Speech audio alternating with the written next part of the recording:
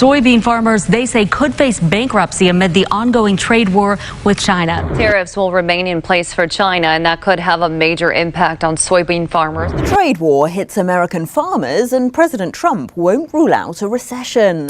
88% of America's soybean export volume vanished in just 5 days.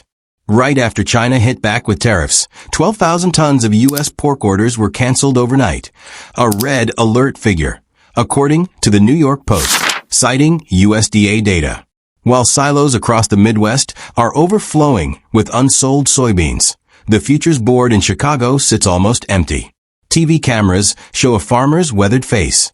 The beans are rotting in the bins, and wallets are draining fast. On one side, crops piling up with nowhere to go. On the other, cash flow collapsing within days of the tariff war. This isn't a natural disaster. It's a man-made storm wiping out America's farm belt. And the big question now, who really pays when getting tough on Beijing backfires on rural America?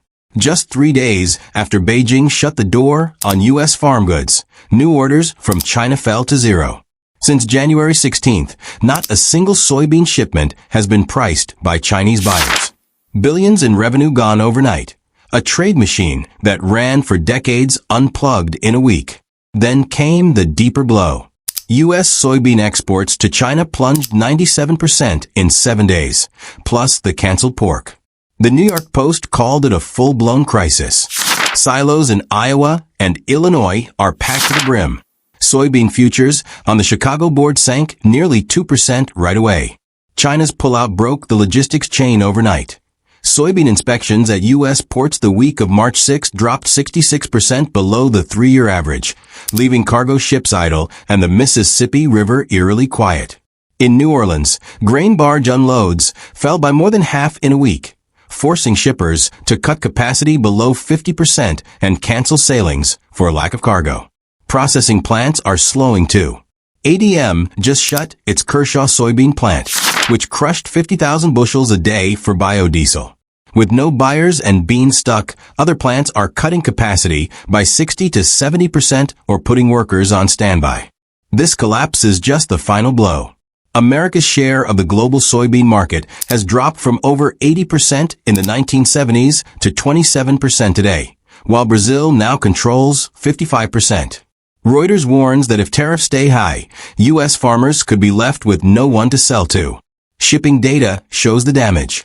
Flexport reports Pacific bookings down 60% since April 9th, a steep drop that turned the Midwest's export flow into a mountain of unsold crops in 3 weeks. Once storage fills up, the question isn't how to sell, but whether 30 years of market building just disappeared. How many farms will fold? How many towns will empty if this tariff fight drags on? The standoff escalated when Washington raised import duties to 145% on nearly all Chinese goods, 6 times higher than the 2018 trade war and the biggest unilateral tariff in U.S. history. Beijing hit back within a day with a 125% tariff on U.S. farm goods and froze all new soybean, corn, and pork contracts. The USDA logged a canceled 12,000-ton pork order, the largest since the pandemic, while soybean orders plunged by up to 97% in a week. China's buyers switched almost overnight to Brazil and Argentina, where record harvests wait to sail. Brazilian beans for February are offered at $420 per ton, U.S. beans at $451. The tariff makes the U.S. beans about $60 more expensive per ton, giving Chinese traders no reason to buy American. This didn't happen by accident. Since 2018, Beijing has stockpiled soybeans and tightened ties with South America. By 2024, Brazil supplied 74% of China's soybeans. By early 2025, that share neared 100% as state buyers locked up every cargo. In January alone, China bought nearly 2 million tons of Brazilian beans, a decade high. For the U.S., this tariff just wiped out 3 decades of trade. North Dakota researchers estimate U.S. farmers lost over $2 billion in exports in 6 months. Co-ops scrambled for loans to rent extra storage. Chicago Board of Trade futures fell below $10 per bushel, a 2-year low, yet still too expensive to compete.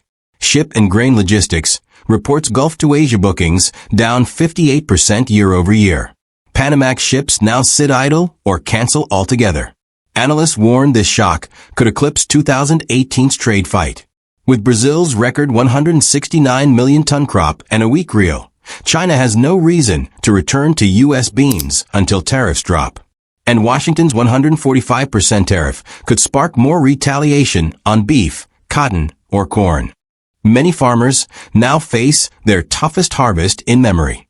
In Iowa, growers auctioned 2019 John Deere tractors for 35% less than they paid just to cover costs.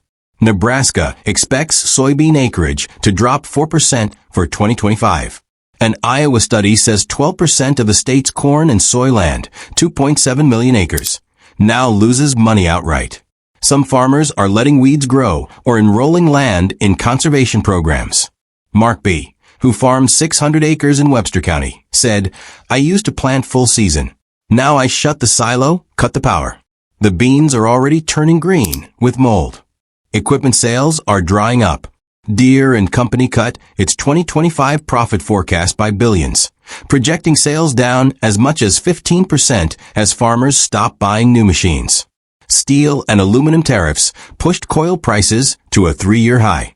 Parts are up 38 to 45%. Fertilizer costs have soared. Seed prices climbed nearly 30% since before the pandemic. Rising costs are squeezing margins dry. With exports blocked, millions of tons sit trapped. Purdue logged 9 grain dust explosions in 2024, mostly from mold and methane. The EPA warns methane can turn silos into bombs. In Clay County, firefighters drilled vent holes to stop one from detonating. More pork stuck at home after China canceled 12,000 tons of orders keeps food prices high. The U.S. Meat Institute says rising input costs go straight to grocery shelves. To survive, some farmers rent rooms on Airbnb or try agritourism, but that barely makes a dent when the average farm loan tops $1 million. This isn't just lost shipments, it's a chain reaction. Tariffs shrink markets, revenue dries up, costs rise, and millions of acres sit idle while silos fill with rotting beans. If methane explosions don't come first, food prices will keep rising as farms go under. In Kershaw, ADM's soybean plant shut down, taking the equipment dealer, part shop, and diner with it. 6 weeks later, ADM idled another Iowa plant at peak harvest, stranding 5 million bushels a month. When plants close, local credit dries up. Rural banks have dropped 17% since 2010. Nebraska's Farm Crisis Hotline logged over 1,100 calls for financial stress or self-harm in 3 months, triple last year. Farmer suicides are already 3.5 times the national average. When bean prices collapse and land is mortgaged, losing the farm means losing everything. Globally, the shock spreads fast. Egypt grows only 100,000 tons, but needs 4 million, now scrambling for South American supply.